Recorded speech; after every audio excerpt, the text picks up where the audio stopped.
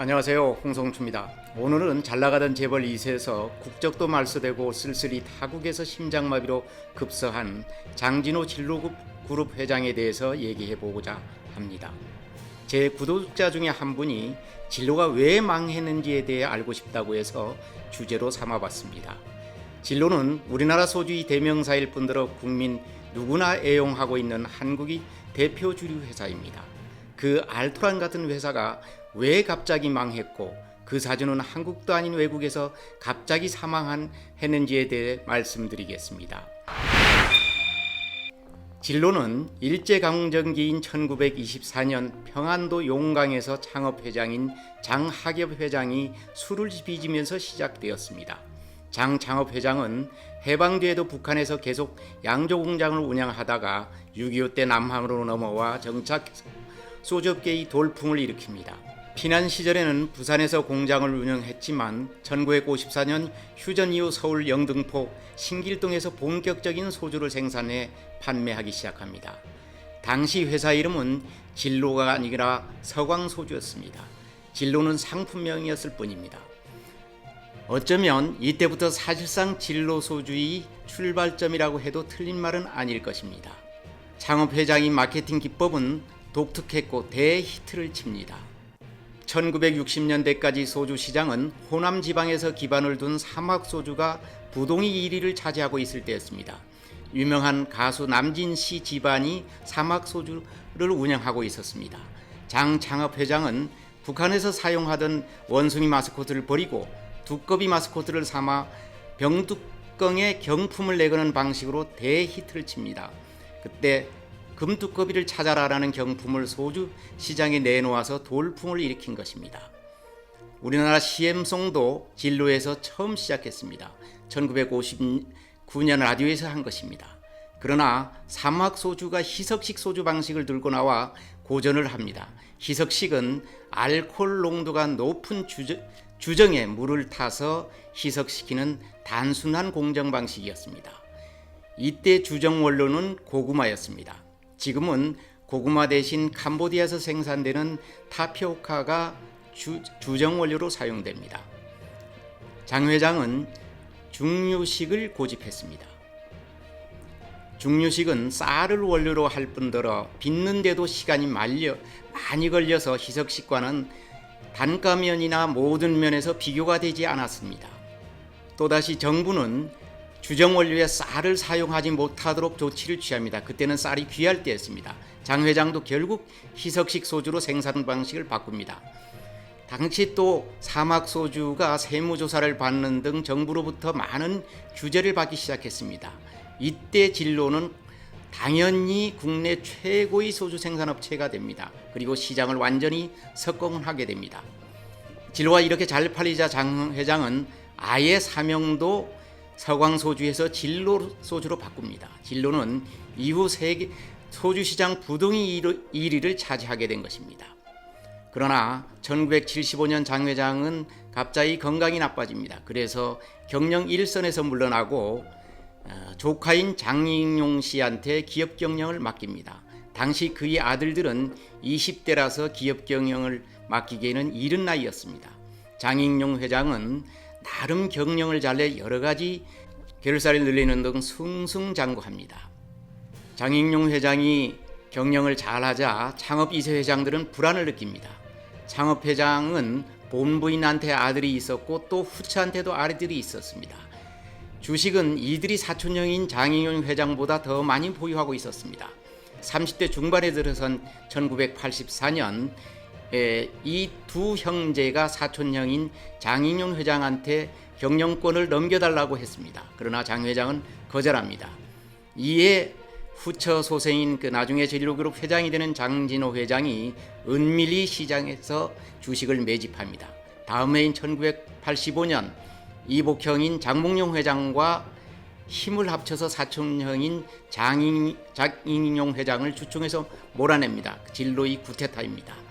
이렇게 해서 본격적인 2세 경영 시대가 열립니다. 경영권을 되찾은 2세들은 처음에는 합심해서 경영하게 됩니다.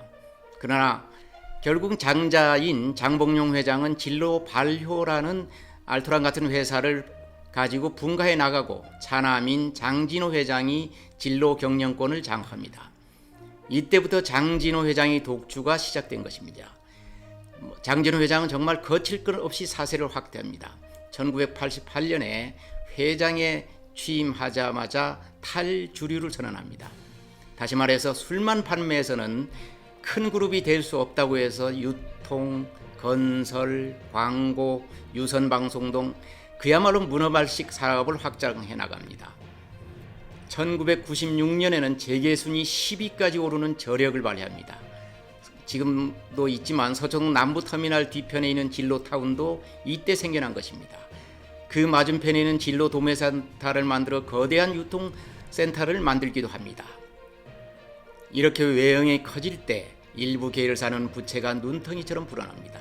특히 진로건설은 이미 자본 장식 상태에 이를 정도로 경영이 극시 부실해졌습니다. 1997년 IMF 체제가 닥치자 그룹 전체가 도탄에 빠지고 맙니다. 97년 주력기업인 진로의 자기자본 비율이 5%에도 미치지 못하는 정도로까지 이르릅니다. 결국 그해 396억 원이 어음 결제를 못해 진로는 부도를 맞고 맙니다. 부실 계열사들은 파산을 하게 되고 알토란 같은 회사들은 다른 곳으로 팔려나갑니다.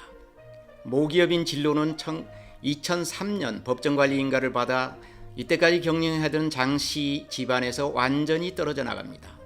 이때 장진호 회장은 5,600억 원의 사기대출과 비자금 76억 원을 횡령한 혐의로 구속됐다가 이듬해 징역 2년 6월에 집행유예 5년을 선고받아 석방됩니다. 당시 이 형량은 기업 총수들에게는 유행이나 마찬가지였습니다. 다음 해인 2005년 장 회장은 집행유예 기간인데도 캄보디아로 도피를 하게 됩니다. 캄보디아는 주정 원료인 타피오카를 생산하는 나라라 일찍부터 장 회장하고 인연이 있었습니다. 장 회장은 캄보디아 국적을 취득하고 여기서 은행을 세우고 부동산과 카지노 사업을 했지만 여의치 않았습니다. 특히 은행을 팔 때 탈세 문제가 되자 다시 캄보디아에서 중국으로 도피했습니다. 이때가 2010년이었습니다. 이후 잠잠하다가 2015년 4월 갑자기 북경에서 심장마비로 사망했다는 소식이 들려왔던 것입니다. 가족들도 없이 심장마비로 객사나 마찬가지인 비명횡사하고 만 것입니다. 당시 그의 나이 63세였습니다. 장 회장은 52년생입니다. 고려대 경영학과를 졸업하고 진로 경영에 뛰어들어 한때 20대 그룹 총수까지 할 정도로 승승장구했던 인물입니다. 저는 1990년 장 회장과 단독 인터뷰를 한 적이 있습니다.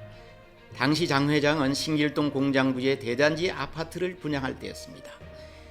이때 자택이 없는 직원들에게 조합을 결성하도록 하고 싼 값에 분양해서 통 큰 회장님 소리를 듣고 있었습니다. 저한테 그때 장 회장은 이렇게 얘기했습니다. 직원들이 회사를 믿을 수 있도록 하는 것이 오너의 행복이라고 말입니다. 그러면서 직원들 모두가 자기 집을 가질 수 있으면 더 이상 행복한 것이 없다고까지 했습니다. 그때만 해도 그는 거침없었습니다.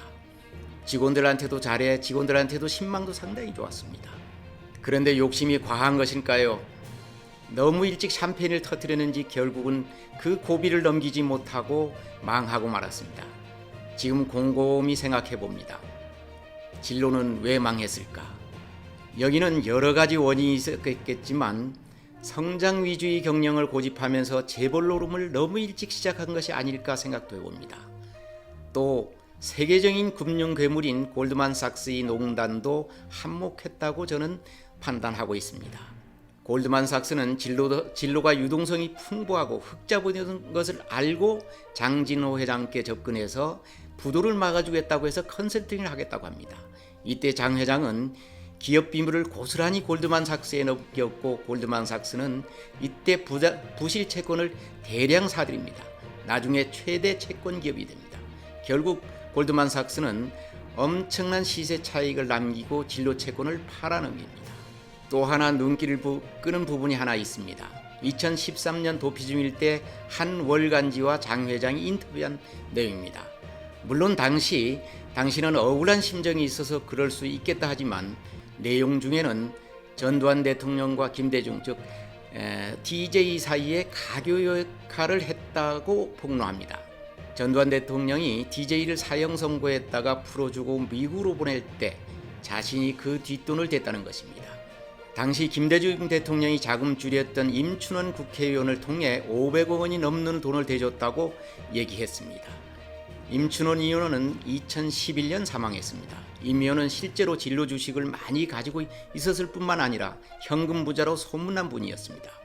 그래서 DJ가 대통령이 되자 장진호 회장은 자기가 도움을 받을 줄 알았는데 오히려 자신을 더 보호했다라고 그때 당시 인터뷰에서 밝힌 것입니다. 그러나 이 부분은 오직 장 회장이 일방적인 주장이라고 저는 생각할 수도 있습니다. 당사자는 지금 모두 고인이 돼버렸으니까 이 부분을 확인하기는 상당히 이제는 영원히 잊혀질 수밖에 없을 것입니다. 오늘 망해버린 진로그룹과 창업회장이 2세인 장진호 회장을 얘기하고자 한 것은 다름 아닌 재벌 2세들도 경영을 잘못하면 이렇게 된다는 것을 일깨우기 위해서였습니다. 장 회장은 인문도 좋았고 경영 마인드도 괜찮은 분이었습니다. 사촌형이나 이복형과 경영권 분쟁에서도 승리를 할 정도로 승부사 기질도 충분히 있었습니다. 그러나 과하면 부족함보다 못하다는 말이 있듯이 자신이 능력보다도 더한 일을 하다가 결국은 그 알토란 같은 회사를 망가뜨리고 본인도 이국만리에서 쓸쓸히 생을 마감한 비운이 경영일 뿐이었습니다. 지금 2세, 3세 경영인도 마찬가지입니다. 기업 경영은 결코 실험이 아닙니다. 진로그룹 장진호 회장이 종말을 반면교사로 삼았으면 합니다.